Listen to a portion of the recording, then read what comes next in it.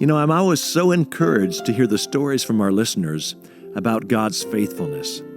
And while I was touring a couple of weeks ago in Indonesia, my office forwarded this email from Sharon, and she says, "I'm a 59-year-old widow, became widowed in January this year. A lot of drastic, painful changes took place in the months after my husband died. In April this year, Jesus miraculously changed me. My heart was so hard, and I always felt God hated me, ruling with an iron fist, just waiting for me to mess up so He could chastise me. He forgave me and transformed my heart that was once angry and bitter to a heart full of love, joy, and forgiveness." She goes on to say, "During the first months after He saved me, I had numerous struggles receiving His love for me and other spiritual struggles as well. I felt so alone, weak, and wondering, Lord, where are You now? You save me and then leave me in a desert to dry up. Then I listened to Your song, I Will Sing, and as I listened, I struggled to praise Him, but I did anyway, and He began to change me.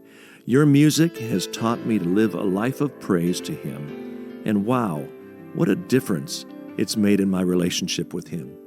He has completely transformed me." Habakkuk 3:17 and 18 has become one of my favorite scriptures, and I live by it now, that no matter what is going on around me, yet I will rejoice in the Lord and be joyful in the God of my salvation. I will sing and I will praise, even in my darkest hour, through the sorrow and the pain.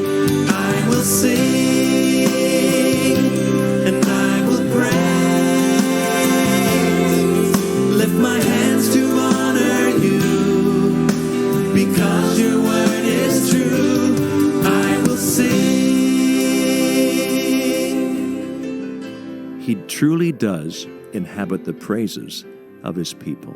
Habakkuk 3:17 and 18 says, "Even though the fig trees have no blossoms, there are no grapes on the vine, even though the olive crop fails and the fields lie empty and barren, even though the flocks die in the fields and the cattle barns are empty."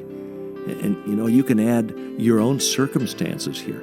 Even though I've lost my job, even though the doctors gave me a bad report, even though my children are far from You, yet I will rejoice in the Lord, and I will be joyful in the God of my salvation. We make a choice to bless God, to give Him praise in the midst of our difficult circumstances. If you've got a story of God's faithfulness that you'd like to share, go to our website, donmoen.com, and click on the Stories tab, or you can send it right to our office. That address is Don Moen and Friends, Post Office Box 158897, Nashville, Tennessee, and the zip code is 37215.